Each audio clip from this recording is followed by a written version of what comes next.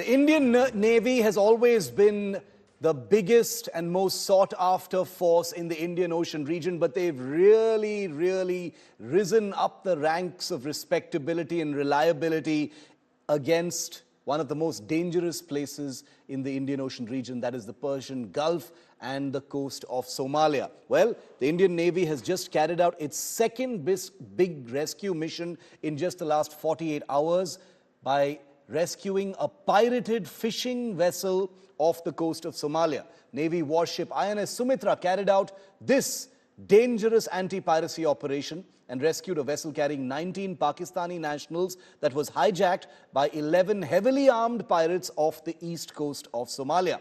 Now, INS Sumitra is an offshore patrol vessel which had rescued an Iranian flagged vessel called MV Iman from a piracy attempt just 24 hours earlier. It was sent once again by the Indian Navy to locate and intercept Al-Naimi, which had been boarded by pirates and her crew had been taken hostage. The Indian Navy warship undertook confirmatory boarding operations to sanitize and check on the well-being of the Pakistani crew who were being held captive by the pirates. So the second dangerous and successful rescue by the Indian Navy. These things can easily spiral out of control and go wrong, especially when the pirates are so well armed. But as you can see in the pictures that we've been showing you, they deployed a helicopter, they managed to board that fishing vessel and to make sure that all of those pirates were apprehended and the 19 Pakistani crew members were safe. In fact, the nationality of the crew has become a talking point on social media, with people wondering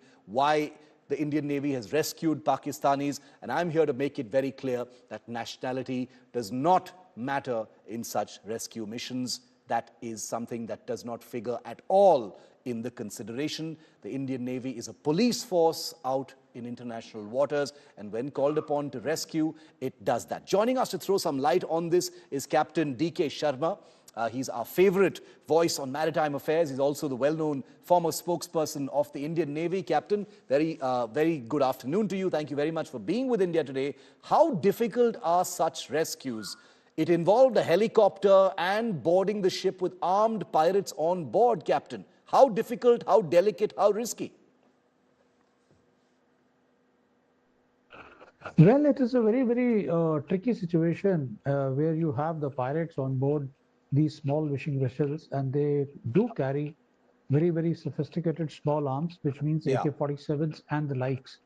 So the ship which goes for a rescue, for example, in this case, Sumitra, they have to first send a helicopter, which gives them adequate warnings that now you are being, prodded or being stopped by INS Sumitra, and they have the report, or they tell them that they have a kind of information that this is illegal act which you're doing. So please come out on board to a clear area, and please keep your weapons to the side. Yes. So this is the kind of intricacies which are involved, because these are very heavily armed people, and they can cause harm, and a loss of life is absolutely Exactly. not acceptable. So that is where the complications arise.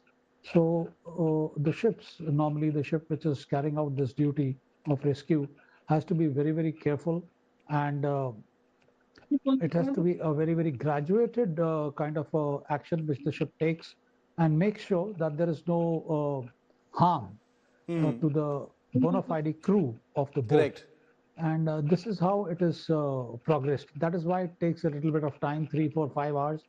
And once the pirates or the people who have boarded the fishing vessel illegally, then they are brought to the clear area, and then the ship normally sends a boat in which we have our armed boarding party, and Right. which goes and renders the boat or the hijacked craft safe, and then they take charge of these pirates, and then send them back to wherever they have come from.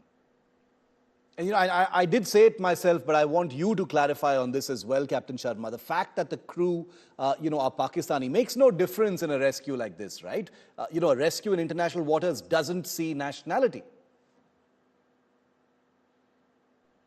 You see, it is a humanitarian cause. Yeah, they have exactly. put out a kind of a distress call that they are under a kind of attack and they need help. Hmm. So these things are not taken into consideration, that who's the nationality, which part of the world the boat belongs, or which part of the world the crew Correct. belongs to. First is to render help, which has been sought by them on international open frequencies. Hmm. Uh, these things are not considered at that point in time, and neither is that vessel which is being approached or which has been uh, hijacked by them is Hmm. of a belligerent nation. So it Yeah. is to protect the sea lanes of communication and the economics that these kinds of actions are taken.